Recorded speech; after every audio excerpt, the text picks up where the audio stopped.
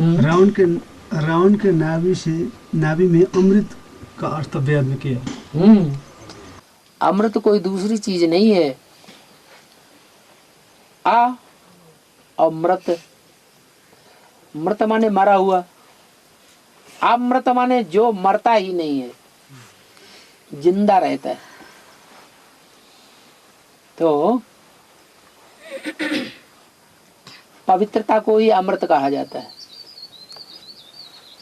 जितनी प्योरिटी अक्षुण्ण रहेगी उतना ही अमरपन आता रहेगा। प्योरिटी खलास होती है, अमरता खत्म हो जाती है।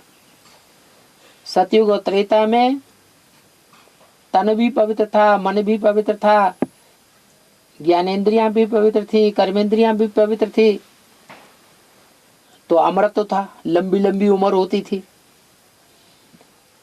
अभी प्योरिटी का अभ्यास खत्म हो गया, द्वापर युग आते ही आते। रावण के नाभि पर क्यों दिखाया? नाभि इसलिए दिखाते हैं कि नाभि में 16,000 नसें नाड़ियां हैं। 8,000 नसें नाड़ियां ऐसी हैं जो गंदा खून बहाती है, और 8,000 नसें नाड़ियां ऐसी हैं जो स्वच्छ खून बहाती हैं। शरीर में स्वच्छ खून का बहाव करने वाली भी नाड़ियां चाहिए, और जो गंदा खून हो जाए उसको लौटा करके फिर हृदय में पहुंचा के उसको शुद्ध करने वाली भी चाहिए। तो ये नसें नाड़ियां चैतन्य भी हैं विराट पुरुष की। ये सारी दुनिया विराट पुरुष का रूप है। उसमें 16,000 आत्मा ऐसी हैं जो संकल्पों रूपी खून को दिशा देती है। उसमें अच्छे खून बहाने वाली भी हैं और गंदा खून बहाने वाली भी है। जो गंदा खून बहाने वाली नाड़ियां हैं वो 8,000 हैं, जो पुरुष रूप में दिखाई गई है। रुद्रमाला जिसे कहते हैं। और स्वच्छ खून बहाने वाली विजयमाला, वो भी 8,000 है। जो विजयमाला तैयार होती है वो रानियों की माला है। भगवान ने जो राजयोग सिखाया है, उस राजयोग में जिन आत्माओं ने प्योरिटी में पूरा सहयोग दिया, उनसे बनती है विजयमाला। और जिन्होंने प्योरिटी में पूरा सहयोग नहीं दे पाया, जो राजाएं हैं भारत के, वो तो जन्म जन्मांतर के पतित राजाएं बने, अनेक रानियां रखने वाले।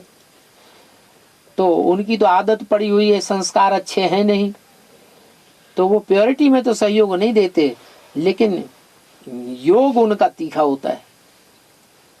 याद की स्टेज में तीव्र पुरुषार्थी होते हैं, तो वो योगी हैं, वो स्वभाव संस्कार से पवित्र हैं।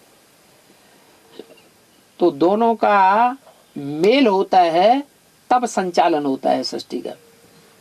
तो ऐसे ये शरीर है, उसमें रावण की जो नाभि है, उस नाभि कुंड में बताते हैं कि वो सीता को याद करता था। और सीता तो परम पवित्र है, विजयमाला की हेड है। तो विजयमाला की हेड को जो याद करेगा तो वो मरेगा ही नहीं।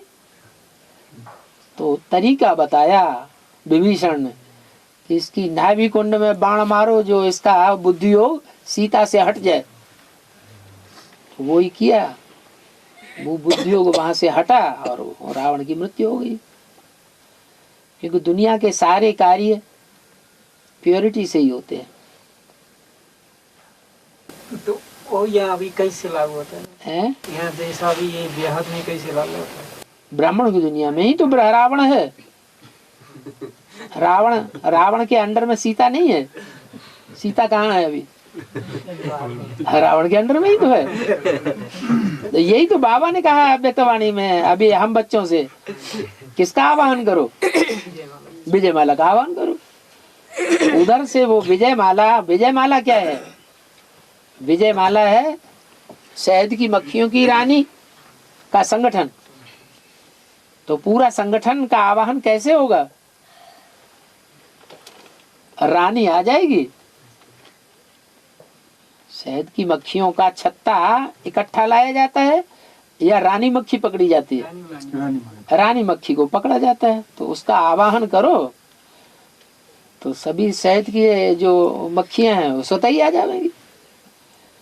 प्योरिटी की पावर अगर आ जाएगी तो तुम बच्चों की विजय हो जाएगी। बुद्धियों की पावर है।